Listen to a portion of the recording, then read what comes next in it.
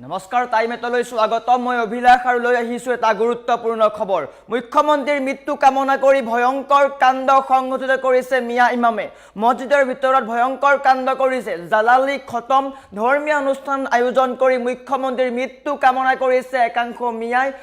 মিয়া ইমামে ভয়ংকৰ কাণ্ড কৰিছে মানৱ অধিকাৰ সংস্থাই এই সকলো তথ্য উদঙাইছে চাঞ্চল্যকৰ তথ্য উদঙাইছে আৰু এই খবৰৰ পিছতেই সমগ্ৰ ৰাজ্যজুৰি প্ৰতিক্ৰিয়াৰ সৃষ্টি হৈছে মুখ্যমন্ত্ৰীৰ মৃত্যু কামনা কৰি ইসলামিক ধৰ্ম আয়োজন কৰা হৈছে আৰু ভয়ংকৰ কাণ্ড সংঘটিত কৰিছে মিয়া ইমামে আৰু এই সন্দৰ্ভত সবিশেষ লৈ অহাৰ চেষ্টা কৰিছো জনাই আছো star cement present time made big breaking ৰাজ্যত পোহৰলৈ আহিছে এক চাঞ্চল্যকৰ খবৰ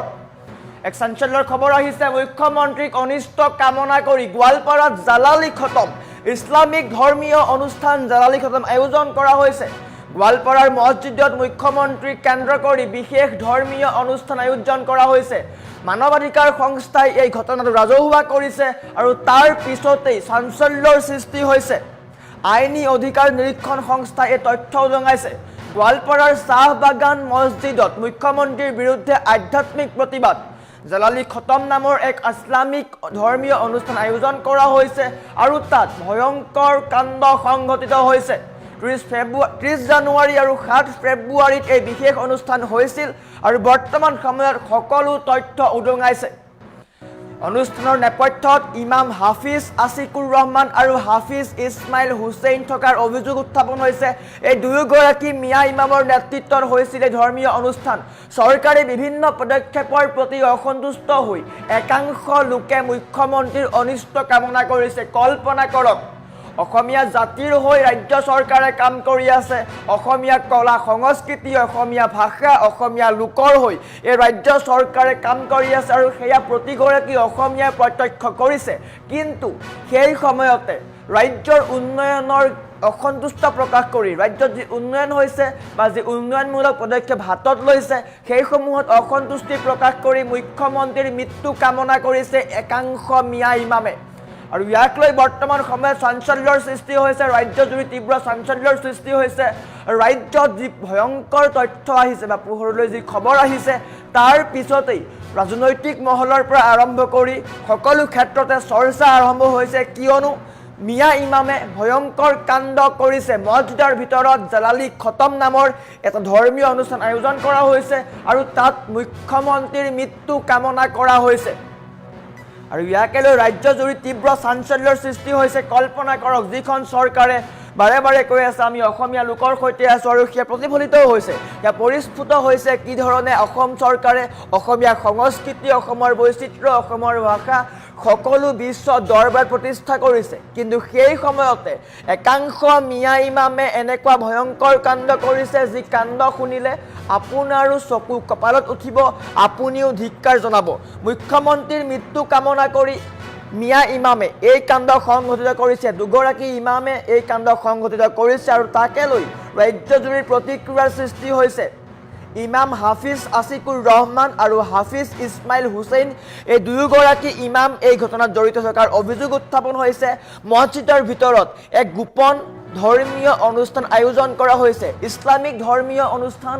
জালালি খতম নামৰ এক অনুষ্ঠান আয়োজন কৰা হৈছে আৰু তাত কামনা কৰা হৈছে মুখ্যমন্ত্ৰীৰ মৃত্যু আৰু এই সকলো তথ্য ৰাজহুৱা কৰিছে মানৱ অধিকাৰ সংস্থাই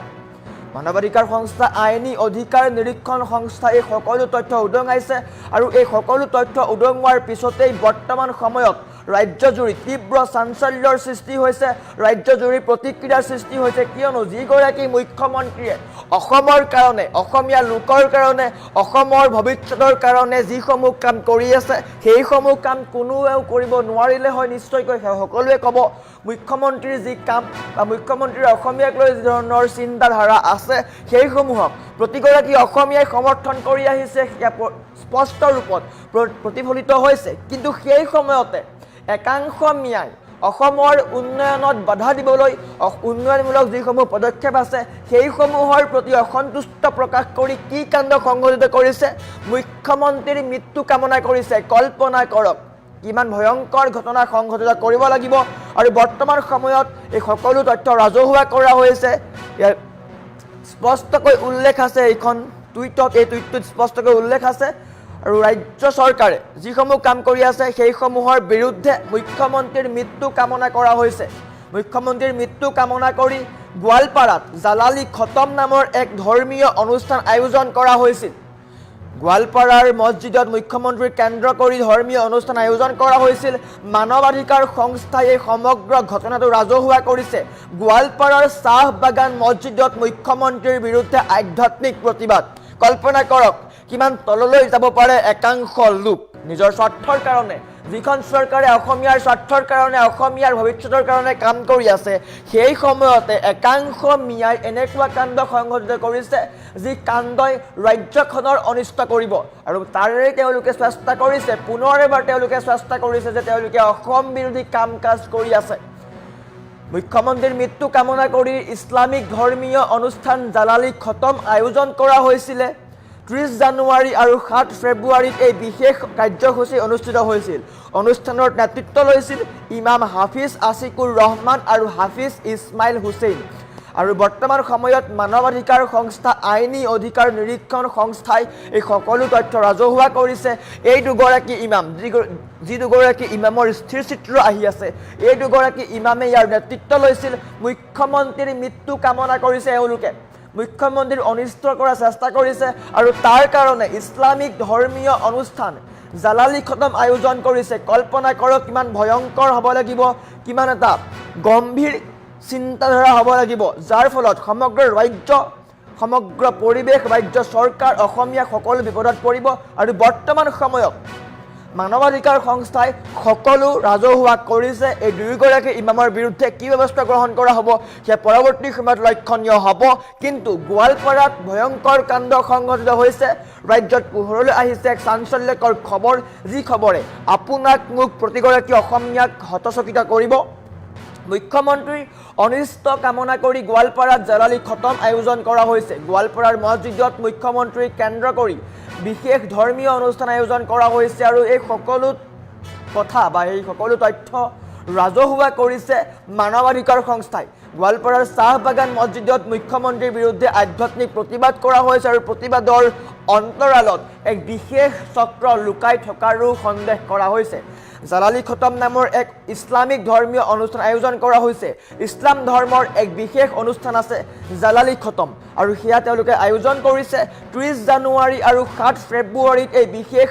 অনুষ্ঠান বা কাৰ্যসূচী অনুষ্ঠিত কৰা হৈছিল। এই অনুষ্ঠানৰ নেতৃত্ব লৈছিল ইমাম হাফিজ আছিকুৰ ৰহমান আৰু হাফিজ ইছমাইল হুছেইন। এই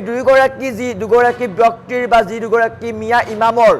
স্থিৰ চিত্ৰ দেখুৱাই থোৱা হৈছে, এই দুগৰাকী মিয়া ইমামেই বৰ্তমান সময়ত ভয়ংকৰ কাণ্ড সংঘটিত কৰিছে। আৰু এই চৰকাৰে বিভিন্ন পদক্ষেপৰ প্ৰতি অসন্তুষ্ট হৈ একাংশ লোকে কামনা কৰিছে। কল্পনা কৰক যি সময়ত আমি ভৱিষ্যতৰ কথা চিন্তা কৰিছোঁ, AI যুগত আছোঁ, সেই সময়তে কিন্তু অসমখন উন্নয়ন হৈ আছে। কিন্তু তাৰ বিপৰীতে অসমৰ উন্নয়নত অসন্তুষ্ট হৈ একাংশ লোকে কি কৰিছে, ধৰ্মীয় ৰীতি নীতিৰে এক বিশেষ পদক্ষেপ লৈছে, যাৰ দ্বাৰা মুখ্যমন্ত্ৰীৰ অনিষ্ট কৰিব বিচাৰিছে। এইসমূহৰ ক্ষেত্ৰত কি লক্ষণীয় হ'ব, কি ব্যৱস্থা গ্ৰহণ কৰিব সেয়া লক্ষণীয় হ'ব। কিন্তু অসমীয়াৰ স্বাৰ্থত, অসমৰ কামৰ কাৰণে যিখন চৰকাৰে কাম কৰি আছে, সেই সময়তে কিন্তু একাংশ মিয়া লোকে বা একাংশ মিয়া ইমামে এনেকুৱা কাণ্ড সংঘটিত কৰি আছে, যাৰ ফলত ৰাজ্যৰ বৃহৎ অনিষ্ট হ'ব পাৰে।